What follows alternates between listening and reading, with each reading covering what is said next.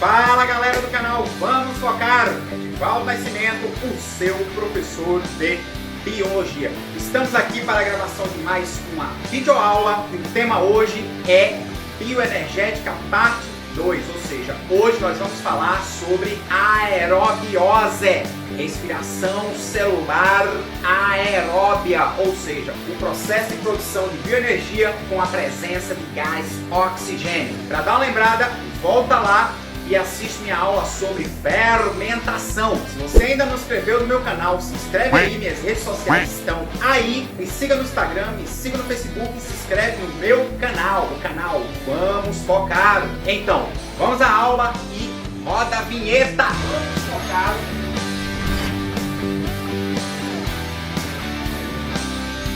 Então, respiração celular aeróbia. Só para a gente lembrar, nós sabemos que todos os seres vivos produzem energia consumindo moléculas de glicose, moléculas de açúcar, especificamente a molécula de glicose. O que é que vai acontecer? Primeiro, o processo aeróbio, ou a respiração celular aeróbia, usa o oxigênio justamente para produzir energia em forma de unidades de ATPs a partir da quebra das moléculas de glicose. Nós vimos na fermentação que todo o processo fermentativo acontece no citoplasma celular. No processo aeróbico, a coisa não acontece somente em meio intracitoplasmático. Então, na realidade, a quebra da molécula da glicose começa no citoplasma e irá terminar em meio intramitocondrial.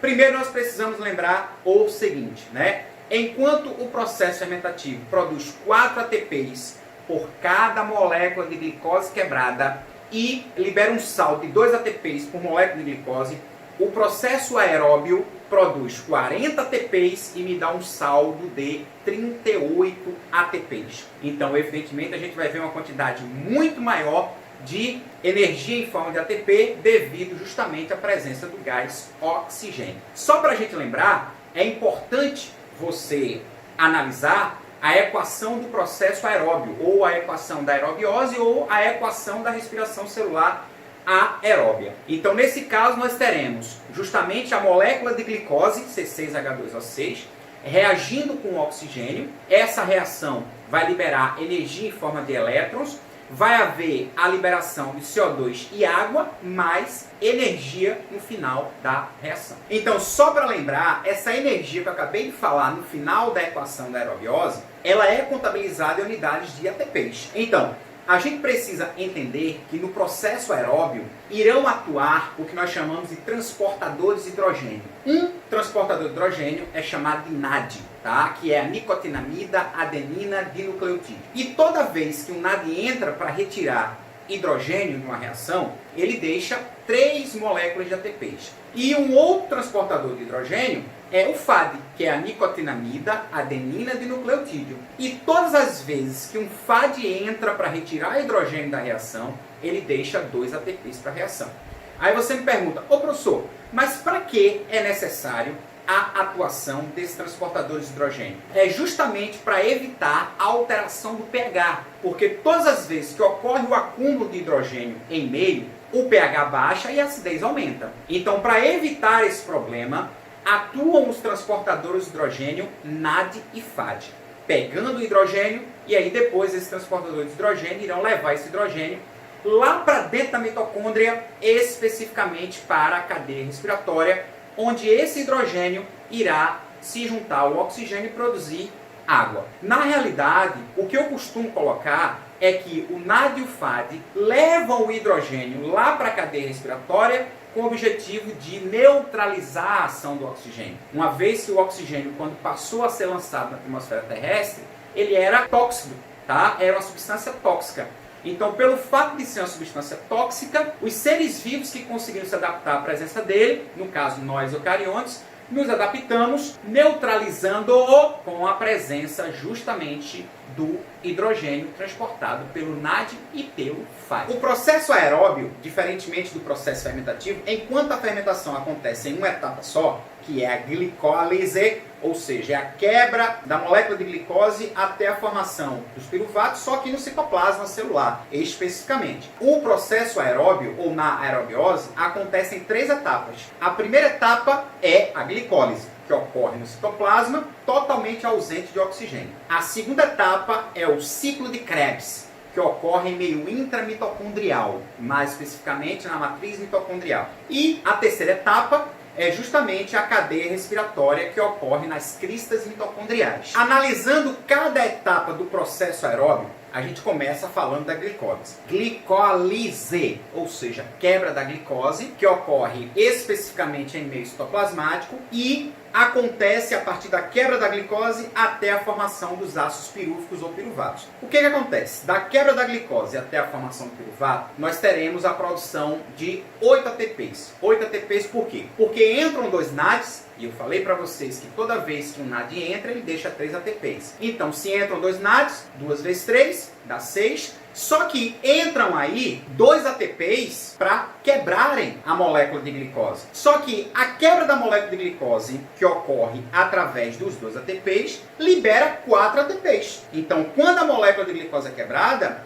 eu tenho justamente a produção de 4 ATPs. 2 ATPs produzidos de cada piruvato formado. Então, se a gente parar para analisar, veja bem, eu terei 4 ATPs da produção da quebra da molécula de glicose, só que entram 2 NADs, deixando 6 ATPs, 6 ATPs mais 4 ATPs, dá 10 ATPs. Só que eu tenho que retirar 2 ATPs que entraram para quebrar a molécula de glicose no início da reação. 10 ATPs menos 2 ATPs dá justamente 8 ATPs.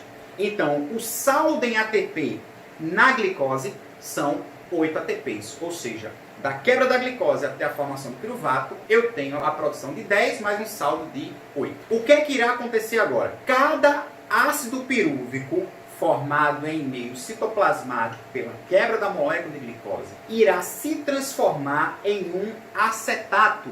Isso quer dizer que irão se formar 2 ácidos acéticos no citoplasma. Como é que irá acontecer essa transformação? Veja bem, cada ácido pirúvico recebe uma enzima chamada descarboxilase, que retira carbono. Como cada piruvato tem 3 carbonos, se entra a enzima descarboxilase e retira um carbono, automaticamente cada piruvato com 3 carbonos dará origem a 2 ácidos acéticos, cada um com 2 carbonos. Como saiu carbono em forma de CO2 de cada piruvato, automaticamente saiu também hidrogênio. Saindo também hidrogênio, entram 2 NADs para transportar o hidrogênio, evitando que ocorra acúmulo de hidrogênio, abaixamento de pH e aumento da acidez. Então, mais uma vez, entram 2 NADs, consequentemente deixando 6 ATPs, porque cada NAD equivale a 3 ATPs. Então, o que é que irá acontecer agora? Se a gente parar para analisar, nós teremos uma etapa da glicose ao piruvato produzindo 8 ATPs de saldo. Nós teremos uma etapa agora do piruvato ao acetato ou ácido acético, produzindo aí mais 6 ATPs. Então, se a gente somar 8 ATPs com mais 6 ATPs, nós teremos 14 ATPs produzidos só no citoplasma celular. Cada ácido acético agora, ou seja, os 2 ácidos acéticos formados, eles terão que entrar na mitocôndria para iniciar a segunda etapa da respiração celular aeróbia, que é justamente o ciclo de Krebs. Só que cada acetato não entra sozinho na mitocôndria porque a mesma não permite, a membrana da mitocôndria não permite. Então, o que acontece? Existem o que nós chamamos de transportadores ou carreadores dos acetatos. Esses transportadores ou carreadores são chamados de coenzima A, que na realidade é a vitamina B1. Então,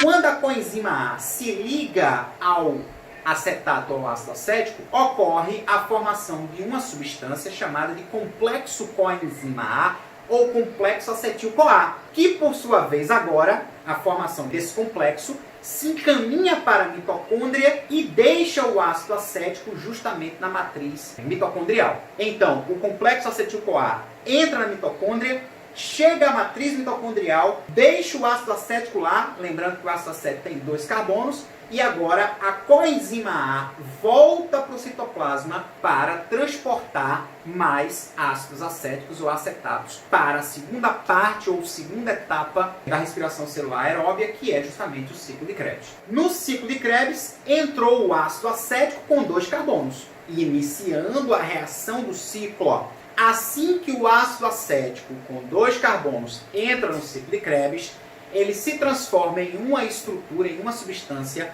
com 6 carbonos, chamado de ácido cítrico. O ácido cítrico, por sua vez, com 6 carbonos, recebe uma enzima chamada de descarboxilase, e esta, por sua vez, retira um carbono do ácido cítrico, que tem 6 carbonos. Esse ácido cítrico é transformado em uma substância com 5 carbonos, chamada de ácido isocitrato.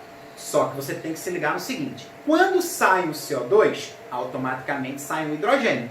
Então, contabiliza comigo. Entra um NAD e sai um NADH2, deixando justamente 3 ATPs na reação nessa etapa. O que é que vai acontecer agora? O ácido isocitrato com 5 carbonos também perde um carbono devido à entrada da enzima descarboxilase. Quando a enzima descarboxilase entra, ela retira um carbono do ácido isocitrato, transformando o ácido isocitrato em um outro ácido chamado de ácido oxalacético ou oxalacetato com 4 carbonos. Como saiu um carbono devido à entrada da enzima descarboxilase, automaticamente também saiu hidrogênio. Sai hidrogênio, entra mais um NAD e sai mais um NADH2. Saindo o NADH2, automaticamente ficam 3 ATPs na reação.